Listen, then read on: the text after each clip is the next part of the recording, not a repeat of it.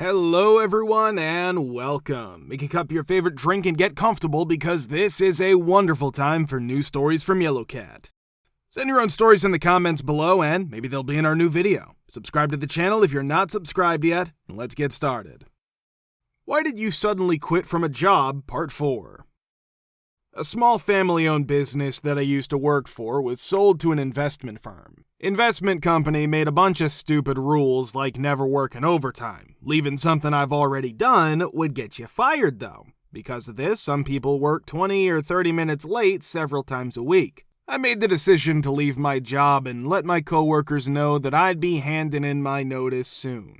That same week, someone else gave her notice and was fired right away. I told my coworkers I was sorry, but I had to give notice or get fired right away. That's why I want to give notice. 2 other important players told me that they had also been offered jobs and would be starting new ones in a couple of weeks. It was possible for Brett and Emily to leave without telling anyone.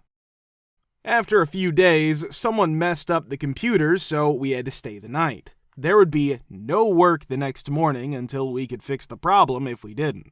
Brett, Emily, and I stayed an extra 45 minutes to an hour that night because of this. We were in charge of this office, I told you. At 7:57 in the morning, the new CEO was yelling at Emily, who had stayed an extra hour to fix the computer schedule. He was a bald-looking man, bald, fat, with gaudy rings and a hairy chest. In fact, he looked a lot like Danny DeVito. When I walked in, I heard him say, "You'll either make up that time tonight or I'll fire you." You know that we don't allow overtime. I and Brett both look her in the eyes. She asked if she should give up. That's what I thought, and I think Brett did too. She then turned to Danny DeVito and said, "I'm sorry, I won't be working today. I gave up." Danny was even more upset by this. He yelled, "Fine," with spit coming out of his mouth. "You're not needed by this company. I have Brett and OP."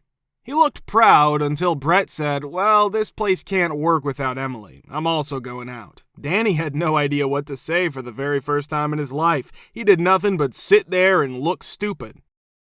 I then spoke up and said, "I'm not going to work here either." Manager yelled at us through text, emails, and calls. His memory's different. According to what he told the police, we stole all the computers and were caught, so he fired us right away. It's too bad the security footage didn't agree. Another thing I got was a couple of threatening letters from his lawyer saying we owed him $45,000 each for damage to his reputation and the business we lost that day. I found out that the legal answer to that is called an FOAD letter. I was told that the 2 women who worked at the front desk quit after a few weeks. Not me, but an out-of-office coworker's bad exit. In high school, Randy and I worked together at McDonald's. He was weird and, to be honest, a pretty bad coworker, but I felt bad for him because his bosses hated him and made fun of him for things they didn't bother other people with. He showed up for his 3 p.m. shift one day with some beard growth on his face. Even though he had a goatee himself, the manager at work that afternoon told him right away to go home and shave. He argued, but the manager ultimately told him to either go home or go into the bathroom with a lady bic and shave it off. After 20 minutes, he came back in regular clothes and his uniform in hand. He threw it over the counter, yelled, "See you never," and quit right then. Since about 10 years ago, I worked at a big anchor store that's having a terrible time with money. This store had one of the worst reputations in the district because it didn't have good employees or treat customers with respect. It always got bad reviews and had a lot of homesteaders who wouldn't behave properly or would hide things they were doing wrong or illegally. The straw that broke the camel's back for me was the night that a group of shoplifters broke into our store, stole things, and immediately threatened to hurt me. No one came when I called for security staff and manager help. I quit right away because I had enough of seeing the manager hide behind a rack and let them bother me. I took off my lanyard and walked to the back of the store to leave and clock out. The manager from the night saw me leave and called the store lead manager to tell them what I did. He called me and said I was making things worse than they were, I couldn't leave, and I had to finish my shift. After arguing with him for a few minutes and telling him about my situation, how bad things were at work, I'd been there for 5 years, and how he was one of the reasons things were going badly, I clocked out, went to the corporate website, and wrote down every effing secret about the store and how it worked. I then begged corporate to look into the store and left. After a year, 80% of the people who worked there had changed completely. The store was no longer open after 4 years. For a period of 2 years, I was employed by a burger restaurant in my hometown that was privately owned. It was my first job outside of babysitting and tutoring that I'd ever held. Simply put, I was the cashier. On the other hand, my job entailed operating the cash register, cleaning the entire dining room, preparing milkshakes, and stocking everything in the store. This was not a problem when we were moving at a slow pace. The eatery was a clone of In-N-Out Burger, and it was a very accurate imitation of the original. Since I live in Tennessee, the In-N-Out we have closest to us is in Texas.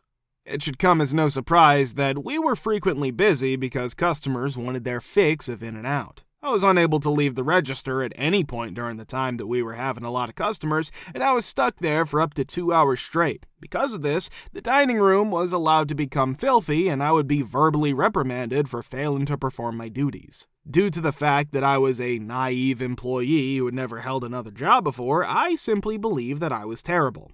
During the time that I was working the register and making milkshakes, my boss would not hire someone to clean. After some time, my boss abruptly left during a shift and refused to call anyone else in. As a result, I was left with only a cook who was also a close friend of mine and was also tired of the BS. Due to the fact that we only had one cook and one cashier, we were extremely busy that night. With the intention of getting someone else in, we sent our boss a text message. However, he never responded or called anyone in. After arriving at the location the following day, my friend and I were yelled at for being irresponsible and childish, for not being able to handle the store by ourselves, and for texting him to let him know that we required assistance. I'd reached my limit, and so did my friend. As a result of our determination to avoid being complete idiots, we waited for the rush to be over. We walked out as soon as the activity level in the area decreased. The company shut down because my friend was the only skilled cook, and I was the only cashier who refused to resign over all the BS.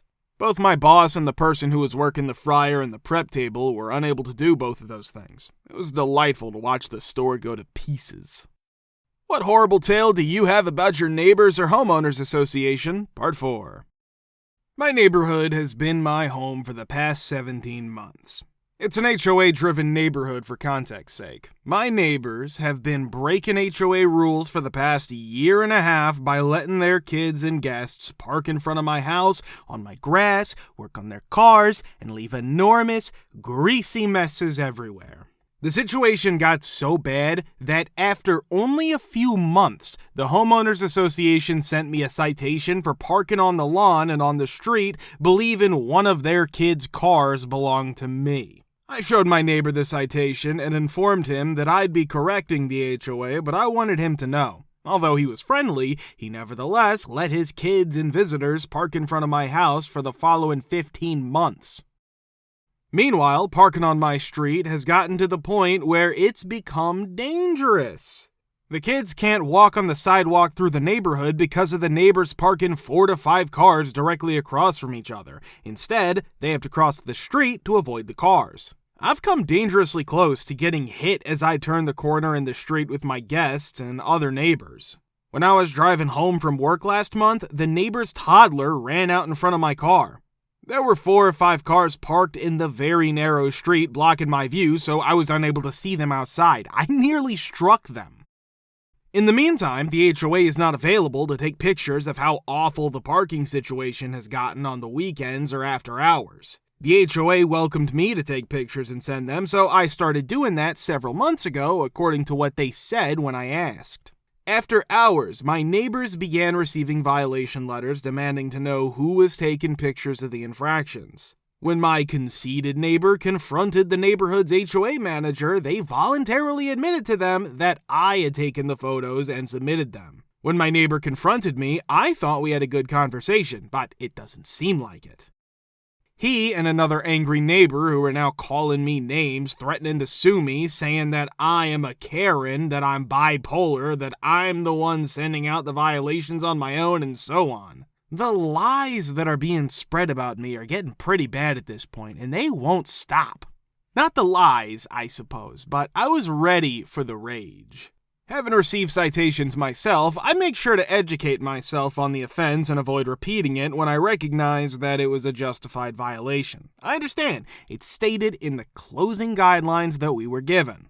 Meanwhile, I learned that the homeowners are not the two neighbors who are yelling and kicking about this and who are spreading false information about me. They share living quarters or live with the homeowners. On the neighborhood page, other neighbors are complaining about how terrible the street parking situation's gotten, and nothing's being done about it.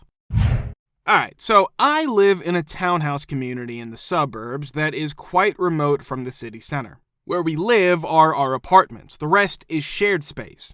In my free time, I enjoy being an amateur blacksmith, which is highly recommended and plays a significant role in my life. Prior to starting my craft in my new house last year, I asked for and got clear permission in writing from the county, the city, the HOA, and the fire department.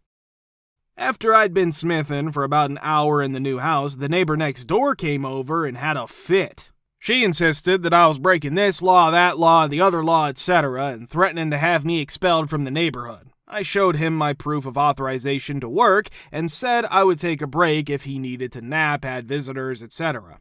Dude still complains, keeps submitting requests to the city to cease and desist, etc. We argued back and forth for some time before I agreed to restrict my blacksmithing to the weekends after 10 before 3. The actual rules are simply keep it quiet from 10 p.m. to 7 a.m. 7 days a week. The HOA also hired an arbitrator to help us reach a consensus. If I smithed, he wouldn't consent to any kind of arrangement where he didn't get upset. He told me that I'd go to jail when he died because my smithing killed him, that I would regret smithing when I asked why it was such a big deal.